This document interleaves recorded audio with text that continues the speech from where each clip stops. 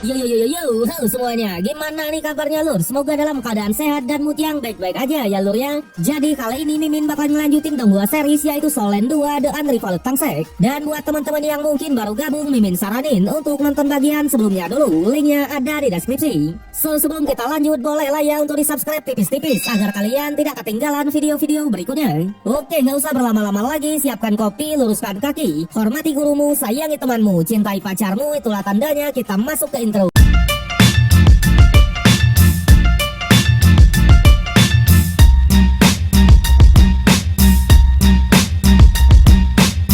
Cerita berlanjut di mana setelah ujian Chunin pertama kemarin, Guru Zhouyi atau wali kelasnya Yu Hao ia malah mengajak Yu Hao untuk ke kantornya dulu. Di sana sesampainya di kantor, ternyata Guru Zhouyi ini sangat penasaran dengan roh pelindungnya Yu Hao. Terlebih lagi ia sampai tak bisa merasakannya. Oleh sebab itulah ia ingin tahu jawabannya.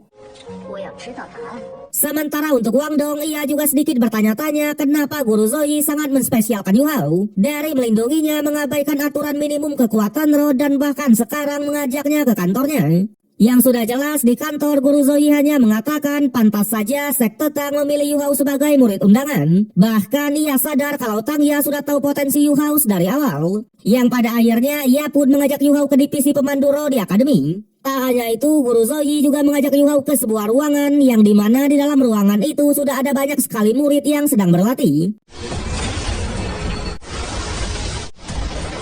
Bahkan ia juga mengenalkan Yu Hao kepada guru utama divisi pemandu roh kalau Yu Hao sangat cocok untuk berlatih di sini. Sejadi guru divisi pemandu roh ini bernama Guru Fan Yu. Tapi di sana setelah melihat kekuatan roh dan kekuatan fisiknya Yu Hao yang memang sangatlah lemah, ia pun malah mengatakan kalau Yu Hao tak cocok sama sekali dalam menggunakan alat pemandu rohnya. Sontak Guru Zhouyi pun juga tak tinggal diam dan langsung menyuruh Yu Hao untuk mengeluarkan roh pelindungnya serta teknik pertamanya.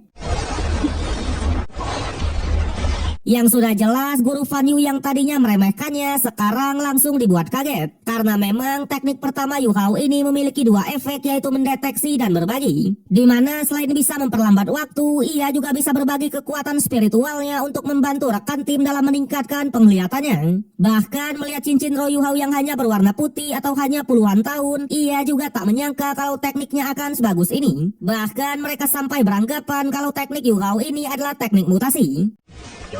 Tapi meskipun begitu, Yu Hao masih teringat dengan pesan dari ulat Tianmeng kemarin, di mana ia hanya boleh mengungkapkan 1 tekniknya saja dari 4 teknik miliknya. Seperti yang kita tahu, meskipun Yu Hao hanya memiliki 1 cincin roh, tapi ulat Tianmeng sudah memberikan 4 teknik roh kepadanya, walaupun Yu Hao sendiri baru menguasai 1 teknik saja.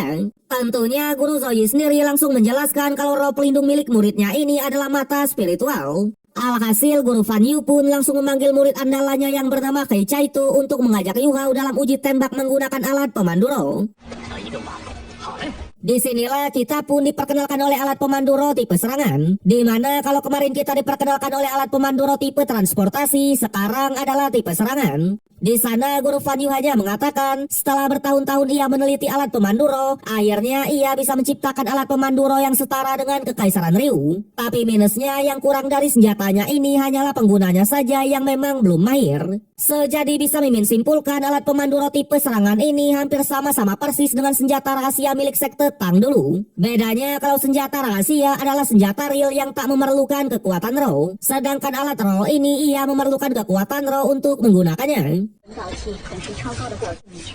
Di sana Guru Fan Yu juga mengatakan kalau sebenarnya ia tak pernah berpikir untuk memasarkan senjata ini kepada Master Roh. Tapi jika para Master Roh bisa memanfaatkan alat rohnya, maka senjata ini akan menjadi senjata pembunuh yang sebenarnya. Wede. Alhasil Senior Chaito pun juga langsung menunjukkan skill menembaknya dalam menggunakan alat pemandu roh tipe serangan. Yang sudah jelas ia bisa dengan mudah mengenai semua target sasaran di sana. Bahkan ia langsung naik ke level yang berikutnya. Dimana di level berikutnya ini ia pun mengajak Yu Hao untuk melakukannya. Sejadi level yang kali ini berbeda dengan level sebelumnya tadi, dimana mereka akan menembak target sasaran yang bergerak secara real, bukan diam seperti tadi. Sontak Yu Hao juga tak tinggal diam dan langsung mengeluarkan teknik pertamanya untuk membantu Senior Chaito. Yang sudah jelas dengan bantuan supportnya Yu Hao yang memang dapat meningkatkan penglihatan dan membantu otak dalam menangkap informasi sekitar, senior Chaito bisa dengan mudah menembak target-target tersebut. Tapi ternyata teknik Yu Hao ini juga masih ada minusnya, di mana jaraknya tak sampai 100 meter yang membuat mereka pun harus gagal dalam menyelesaikan level tersebut. Tapi meskipun begitu, ia tetap memuji Yu Hao yang memang memiliki kemampuan yang spesial. Di sana Yu Hao juga langsung menjelaskan kalau teknik rohnya ini bisa memperluas jangkauannya seiring meningkatnya kekuatan rohnya. Awalnya Guru Fan Yu tak percaya akan hal itu karena menurutnya teknik roh tak bisa berevolusi. Namun Yu Hao hanya mengatakan sejak ia memiliki teknik ini, lingkup penglihatannya sudah meningkat. Oleh karena itulah jangkauannya juga pasti akan meningkat. Alhasil sang guru pun akhirnya percaya dan hanya mengatakan, jika suatu saat nanti teknik supportnya Yu Hao sudah bisa mencapai jarak yang lebih dari 100 meter, maka ia boleh kesini lagi untuk berlatih dengan serius. Tentunya Guru Fan Yu lagi-lagi menyuruh senior Chaito untuk menceritakan kepada Yu Hao tentang alat pemandu rohnya ini. Di sana Yu Hao sendiri langsung membaur dengan senior Chaito dan menyebutnya sebagai kakak. Bahkan ia juga berterima kasih karena sudah melindunginya dalam uji tembak tadi. Yang tanpa diduga senior Chaito yang dipanggil kakak, ia pun sampai terharu. Karena katanya dulu juga ada seseorang yang memanggilnya dengan sebutan kakak. Alhasil ia pun juga tak jaim sama sekali dan langsung menjelaskan tentang alat pemandu roh tipe serangannya. Di mana alat pemandu roh tipe serangan ini sebenarnya ada beberapa macam, yaitu alat pemandu roh jarak dekat, jarak jauh, dan alat pemandu roh jenis militer. Jadi untuk jarak dekat tentunya seperti yang sudah biasa kita lihat, yaitu sebuah pedang. Bedanya pedangnya bisa mengeluarkan kekuatan yang jauh lebih kuat dari pedang biasa. Terlebih lagi di alat roh tipe pedang ini biasanya sudah terpasang berbagai macam elemen seperti pedang api, pedang es, dan pedang petir. Selain itu untuk jarak dekat juga ada alat pelindung yang merupakan sebuah perisai. Sedangkan untuk jarak jauh seperti yang digunakan oleh para murid di sini yaitu sebuah tembakan yang sudah dipasang di lengan, di mana mereka hanya perlu menyalurkan kekuatan rohnya untuk mengeluarkan tembakannya. Dan yang terakhir adalah jenis militer yang ia gunakan tadi, di mana dibandingkan dengan tipe jarak jauh, tipe militer ini jangkauannya lebih jauh dan kekuatannya juga lebih besar. Sontak Yu Hao yang tak tahu apa-apa langsung beranggapan kalau tipe militer lah yang terkuat dibandingkan dengan tipe jarak jauh. Tapi senior Chaito hanya bilang meskipun tipe militer adalah yang tercanggih, namun sebenarnya tergantung dengan penggunanya masing-masing. Terlebih lagi alat pemandu roh ini juga mengikuti atribut dari penggunanya juga. Selain itu, meskipun yang tercanggih, tapi tipe militer memiliki kelemahan yang fatal, yaitu senjatanya sangat sulit untuk menembak musuh yang bergerak. Oleh sebab itulah, kemampuan Yu Hao yang bisa memperlambat waktu dan meningkatkan penglihatan sangat spesial dalam divisi ini. Terlebih lagi, alat pemandu roh tipe serangan ini juga sangatlah kuat. Bahkan jika mereka dapat memanfaatkannya dengan maksimal, maka secara teori itu sama saja dengan meningkatkan kekuatan Master Roh sebesar 10 kali lipat. Yang pada akhirnya karena Yu Hao juga belum bisa berlatih di sini, ia pun pamit pergi dan berjanji pasti akan berlatih dengan keras. Kemudian Guru Zhao Yi pun mengatakan kepada Yu Hao kalau Guru Fan Yu adalah yang terbaik di akademi. Tentunya jika Yu Hao bisa menjadi muridnya, maka masa depannya pasti akan cerah. Tapi yang perlu ia tegaskan, Yu Hao tetap harus lulus dulu dalam ujian Chunin mahasiswanya. Jika tidak, ia tak akan pandang bulu dan tetap akan mengeluarkannya. Waduh. Setelah itu, Yu Hao pun juga dihampiri oleh Tang Ya yang mengajak Yu Hao untuk bertemu di malam nanti. Karena memang ia ingin mengajaknya untuk menghasilkan beberapa uang. Yang pada akhirnya Yu Hao pun masuk ke kelas. Di sana di kelas, Wang Dong yang masih penasaran dengan kekalahannya kemarin, ia pun lagi-lagi menanyakan apa roh pelindung Yu Hao. Bahkan ia sampai mengatakan roh pelindungnya terlebih dulu, yang merupakan kupu-kupu Dewi Cahaya selaku kupu-kupu terindah di benua ini. Sontak Yu Hao pun juga tak keberatan sama sekali dan mengatakan kalau roh pelindungnya adalah mata spiritual. Di sana ia bahkan mengatakan satu-satunya alasan kenapa Wang Dong tak bisa menyerangnya kemarin karena matanya sudah bisa memprediksi semua gerakan Wang Dong. Tapi meskipun begitu, Wang Dong tetap menyombongkan diri karena memang roh pelindungnya jauh lebih langka. Sedangkan untuk Yu Hao, ia juga penasaran kenapa cincin kedua milik Wang Dong bisa berwarna ungu atau ribuan tahun. Namun Wang Dong tak mau mengatakannya. Terlebih lagi di saat yang sama, Guru Zhao Yi pun akhirnya datang dan menyuruh semua murid untuk pergi ke lapangan.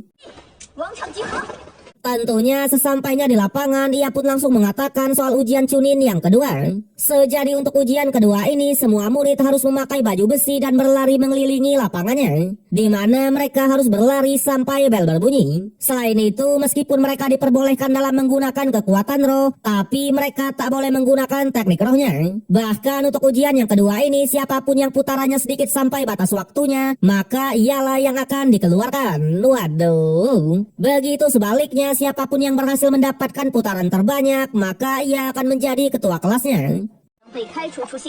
Sontak para murid yang mendengarnya awalnya sedikit protes, karena memang sebagian dari mereka adalah master roh tipe support yang memang tak memiliki fisik yang kuat. Sontak Guru Zoe pun hanya mengatakan ia tahu kalau sebenarnya ujian ini tidaklah adil, karena memang sejak zaman dulu Master Roh memiliki tipe yang berbeda-beda. Namun jika sudah di medan perang, musuh tak akan pernah memilih tipe apa yang akan dibunuh duluan. Bahkan mereka juga tak akan ragu untuk membunuh pria ataupun wanita. Dan oleh sebab itulah apapun tipenya mereka harus tetap berlari. Wede.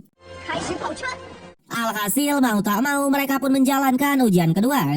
Di sana seperti biasa Yu Hao yang memang memiliki fisik dan kekuatan roh yang lemah, ia pun menjadi yang terlambat di antara murid-murid yang lain. Tapi setelah beberapa putaran berlalu di mana para murid beristirahat dan sudah kelelahan, Yu Hao tetap berlari ya lur ya. Tentunya meskipun lambat, namun Yu Hao tak menyerah dan terus berlari. Bahkan Wang Dong yang juga sudah kelelahan sampai dibuat kaget melihat tekad Yu Hao yang sangatlah kuat. Sementara Yu Hao sendiri satu-satunya motivasi untuk terus berlari adalah ingin berlatih di divisi pemandu roh tadi. Sampai ketika Yu Hao sudah tak tahan lagi, tiba-tiba istana Yuan di tubuhnya pun malah aktif.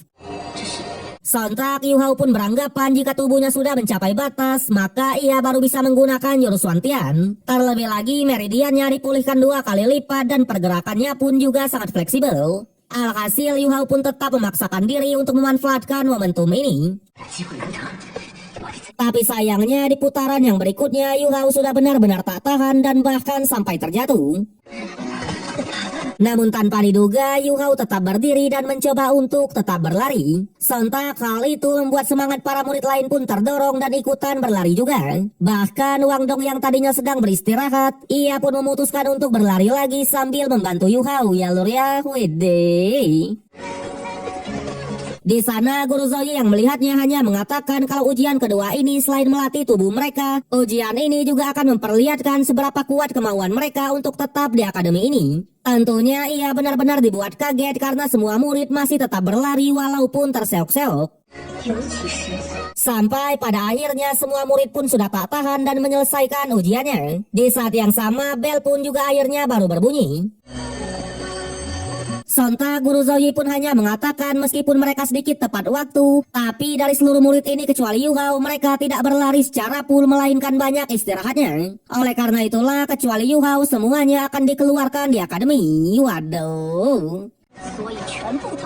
Sontak hal itu membuat semua pun sangatlah kaget. Tapi untungnya sang guru juga mengatakan karena mereka sudah terdorong melihat tekadnya Yu Hao tadi, maka ia pun menyatakan untuk ujian Chunin yang kedua ini semuanya tak ada yang dikeluarkan. Wede.